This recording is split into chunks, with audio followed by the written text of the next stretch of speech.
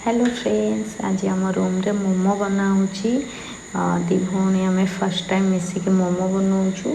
ये आम सब्जी सब काटी सारी कोबी आउ पियाज रसुण गाजर बीट लंका आउ सोयाबीन को गरम पानी रे बतुरे देचु। ऑलरेडी आपको आम प्रिपरेशन आरंभ ऑलरेडी कर सारी।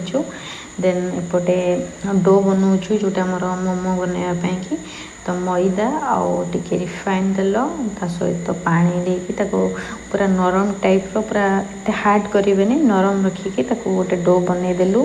तापर ताको आमे टिके कपड़ा जो कॉटन कपड़ा रोचो सेतरे ताको घोड़ेकी छाड़ी देलु। आ बाकी रहला जो सब्जी बनैथिलु ताको आमे एबे मैरिनेट करिवु। मैरिनेट केमती करिवु काहेकि ना तादरे जो पानीटा रही जाय थाए से पानीटा बाहर करिया पई मैरिनेट करिवु।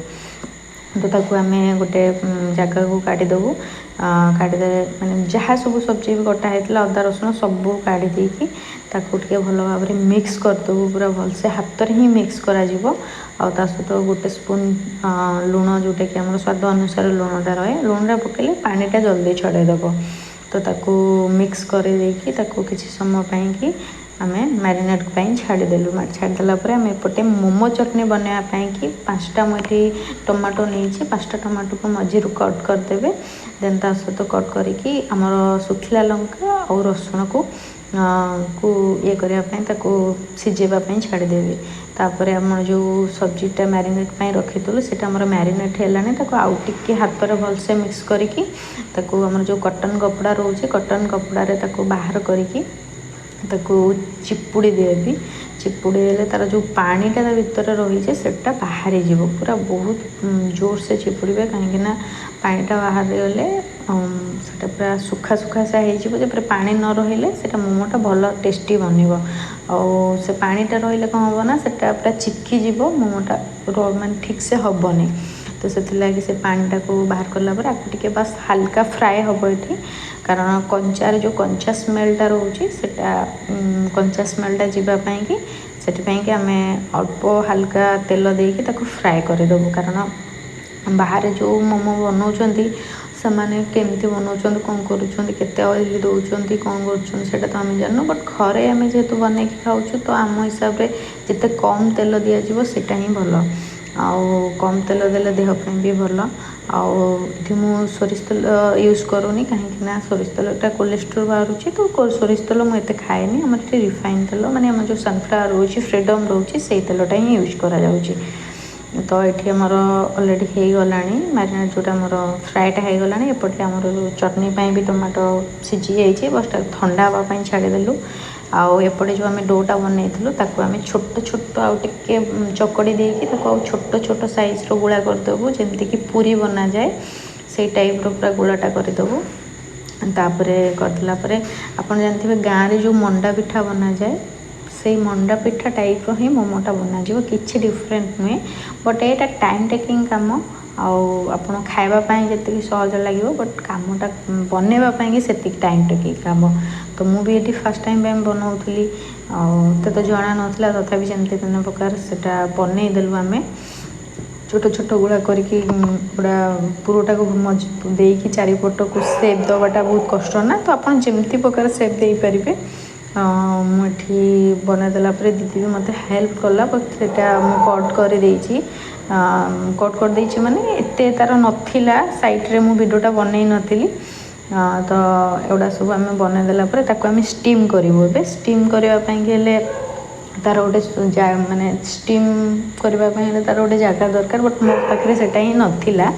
तो फास्ट आम डो गुड़ा सब बनईदेबू तापर स्टीम करने जगह मोर जो इडली छांच करा जाए इडली करा जाए से छांचटा मो पाखे थिला।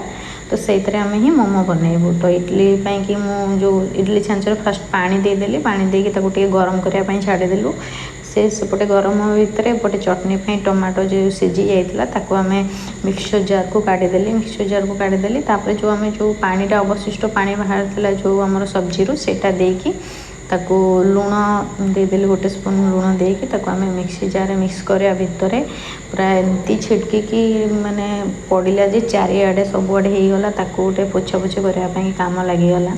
एपटे आमर जो इडली छांचटा पूरा गरम हो गला तो से ऑयली देदेले देकी मोमोटा को सीझा पड़ो कहीं ऑयली देदेले से तले लगिजनी जल्दी माने बाहरी जीव से लगी तीनटा एक सेट्रे ऑयल देकी मोमो को साइज करके छाड़ी छाड़ी करके रखिए कारण छाड़ी छाड़ी कर रखिले कारण पाखापाखि रखिले से लगिजी लगा लगी हो गला सी भांगी जीव जिनस गुड़ा तो एपटे मोमो स्टीम छाड़देलु एपटे आम जो चटनीटा बनई तटका मरा हे तटका मरा हाँपाई कि आम कड़े तेल आमर रसुण लंका को फ्राए करदेलु फ्राए होगापर आम जो सोया सॉस रोचे सोया सॉस को गोटे स्पून पकईदेलु ता सहित आम जो मिक्स होता जो चटनीटा आम ए पकईदेलु आउे आम जो टमाटो सॉस रोचे टमाटो सॉस रू गोटे स्पून ही पकईलु कारण टे मीठा अंश रही टेस्टी लगे मीठा खट्टा मिसिक रही टेस्टी ही लगे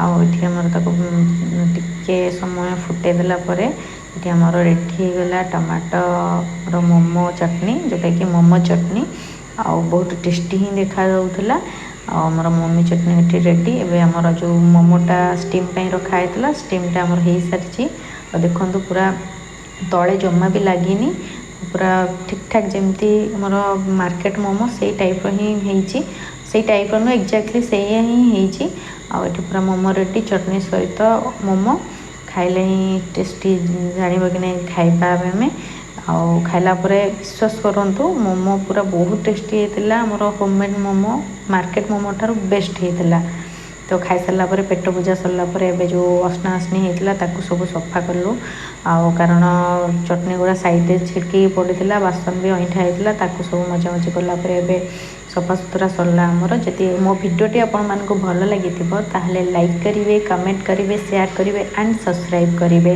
देखा आप सहित नेक्स्ट ब्लॉग रे जय जगन्नाथ साई राम टाटा।